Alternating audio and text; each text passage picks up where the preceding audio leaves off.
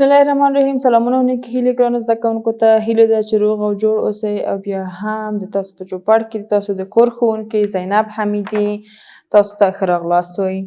ګرانو زده کوونکو څنګه چې تاسو بیا هم ګورئ د تاسو ریاضي مضمون د دریم ټولګي پښتو ژبه چې شپږم لوست دی د تاسو موضوع د څورقمې عددونو جمع چې د جمع حاصل د 100,000 زیات نشي. که بیا هم تاسو انشاءالله چې زه اطمینان لرم او په ډېر ښه توګه سره پوهیږئ چې تاسو هر درس سره باید تاسو په خپل درسونو کې څه وکوئ، خپله کتابچې، کتابونه، قلمونه د ځان سره ولرئ. د تاسو درس د کتاب 20مه پاڼه چې تاسو لوست دی پکې دغه لوست پکې بعضې فعالیتونه لري. یعنې مونږه په خپل تیر لوست کې څه وکړل، خپل دا زده کړل چې مونږ څنګه کولی شو دغه اعداد یو د بل سره جمع کړو. یعنې مونږ په تیر کال کې اعدادو جمع زده کړې وه، خو اوس مونږه دغه د جمع عملیه په لوی عددونو کې څه کوو، کاروو. ګرانو زده کوونکو دلته هم د تاسو د درس بله برخه چې په ټولګي کې د زده کوونکو فعالیت دی. یعنې د تاسو هر لوست 2 برخې لري. یو هغه چې استاد یا ښوونکی تاسو ته د تاسو درس یا لومړی لوست نوی لوست تاسو ته معرفي کوي، او دوهم برخه د هر درس مو څه شی دی، فعالیتونه دي. هغه فعالیتونه چې تاسو په ټولګي کې څه کوئ، د ځان سره حلوئ. یعنې دا ساده د جمع عملیه ده. بیا هم دلته موږ ته ویل شوي چې لاندې پوښتنې حل کړئ. یعنې دغه پوښتنې د مونږه چې مونږ ته راکړل شوي دي، مونږ یې کولی شو چې په دې طریقه یې حل کړو یا په دې طریقه حل کړو. هر هغه طریقه چې تاسو ته اسانه وي. ګرانو زده کوونکو آیا تاسو چمتو یاست چې مونږ د خپل د نن لوست پیل وکړو؟ آفرین، ډېر ښه. د تاسو د نن لوست چې شی دی دلته 5 شپږزره 415 جمع 1580. تاسو لومړی جز څورقمې عدد دی، ډېر ښه، 4 رقمي عدد دی. د تاسو دوهم جز څورقمې عدد دی، 4 رقمي عدد دی. بلکل. اوس موږ څنګه چې وویل چې 20 به د 20 سره ټولیږي، لسیز به د لسیز سره ټولیږي، سلیز به د سلیز سره ټولیږي او زریز به د زریز سره ټولیږي. 5 جمع 5 5 جمع 5 څنګه چې تاسو بیا هم کولی شئ چې په ډېرو مختلفو موادونو سره د خپل جمع ترسره کړئ. څنګه تاسو د لوبیا نه، مرۍ نه، ډکو نه، قلم، پنسل، هر هغه شی چې تاسو کولی شئ په خپل چاپیریال کې پیدا کړئ د خپل د جمع عملیه ترسره کولی شئ.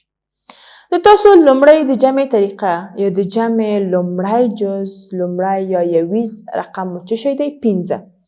د دوهم جز لومړی یا 20 رقم مو څه شی دی، 6. 5 جمع 6 که چېرته موږ وشمېرو 5 جمع 6 څو کېږي، 11. څنګه چې تاسو اوس ښه پوهېږئ چې موږ د هر عدد دواړه رقمونه نه لیکو، یعنې یو لیکو او لسیز یې دلته پاس ټولو. 3 جمع 8 ډېر ښه، 11. 11 جمع 2 12.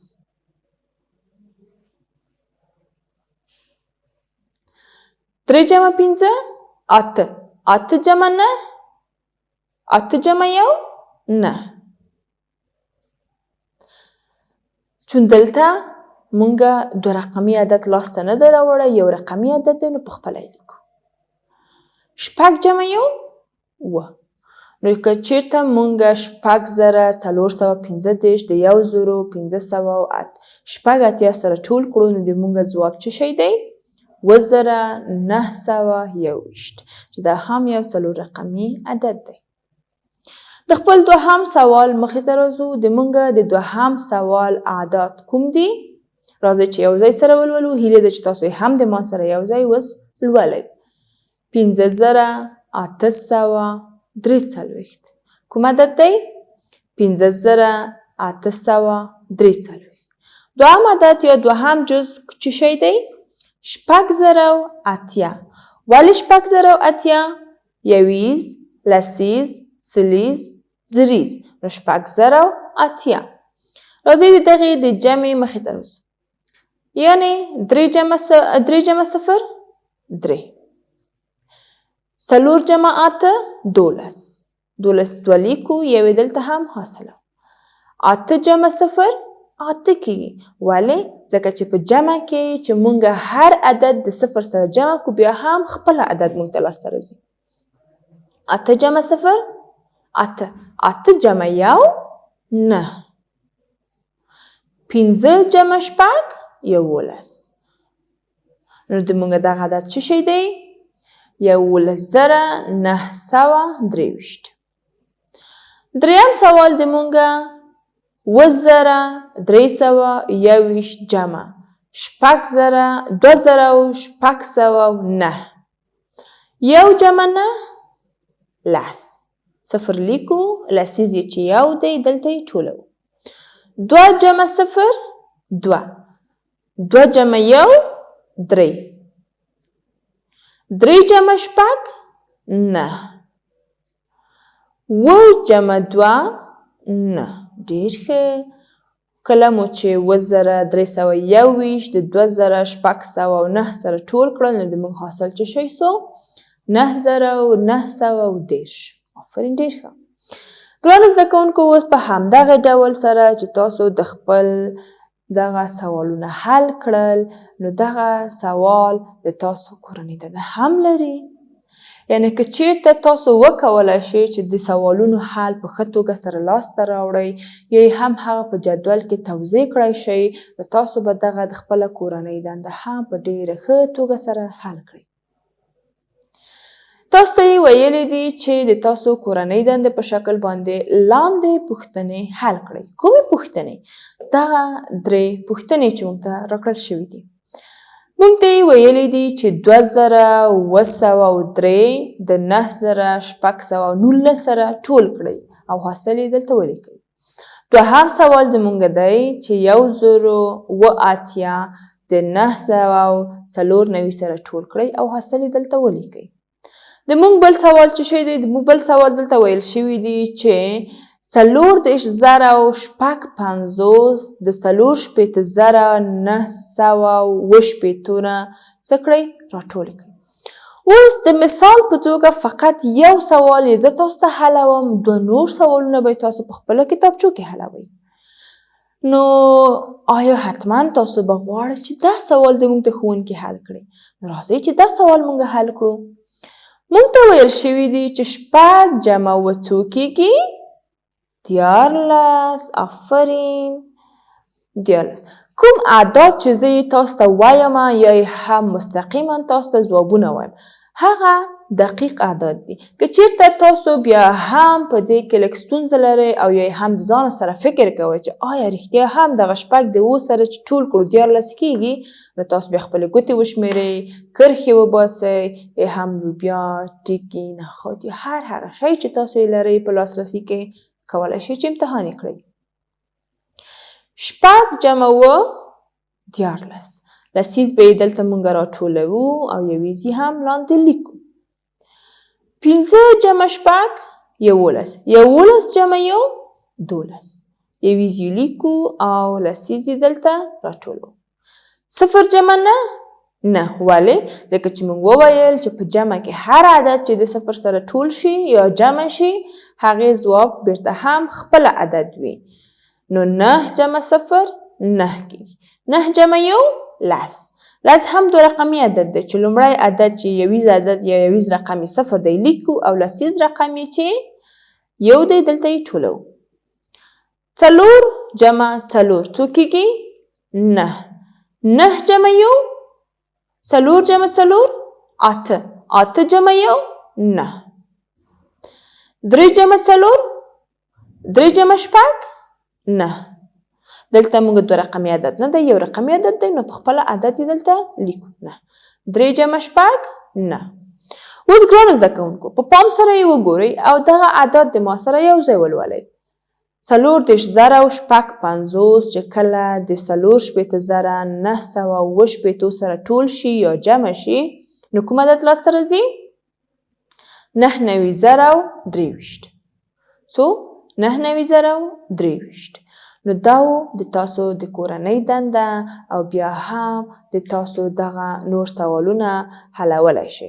خو ګرانو زده کوونکو که چیرته مونږ تاسو دغه په لوست کې ستونزه وي نو راځئ چې مونږ د خپل دغه حل کړی سوال په جدول کې وکاروو. په څه رقم باندې؟ یعنی که چیرته مونږ د تاسو د دغه کورنۍ دندې دوهم سوال چې ویل شوي لومړی سوال چې ویل شوي دي 2203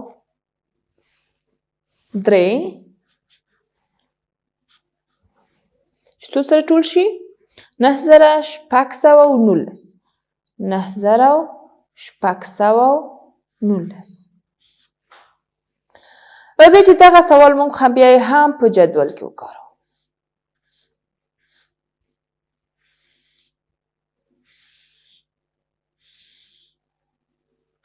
نو تاسو هم کولی شئ په دې ډول باندې د خپل جدول رسم کړئ او دغه جدول کې ولیکئ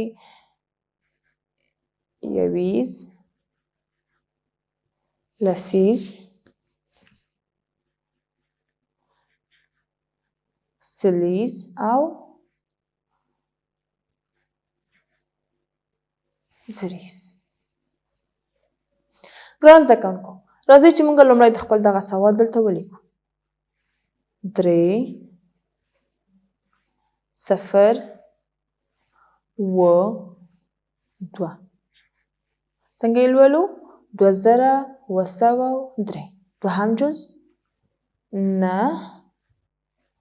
1 6 9 عملیه مو کومه عملیه ده؟ ډېر ښه جمع.